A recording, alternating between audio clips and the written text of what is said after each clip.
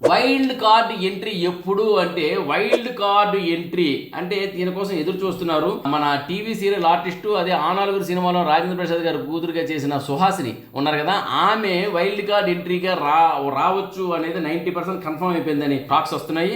అదేవిధంగా Prabhas almost okay చేసాడంటే నేను వస్తాను, మీరు ఎప్పుడు పిలిస్తే అప్పుడు రెడీ అన్నట్లు అంటున్నారని ఒక టాక్ వచ్చింది.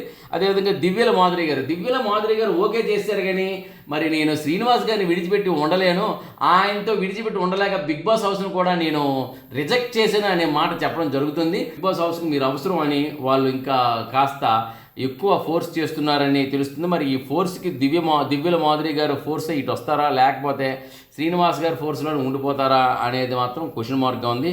ఇక అలేకే చిట్టి పికిల్స్ ఈ పాపలు వచ్చారు మాత్రం లొట్టలు వేసుకుంటూ మనం ఎందుకంటే ఆ పికిల్స్ అలా ఉంటాయి. సో ఈ విధంగా ఏంటంటే వైల్డ్ కార్డ్ ఎంట్రీస్ ఎప్పుడు ఎవరు ఎలా అనేది ఒకటి ఉందండి.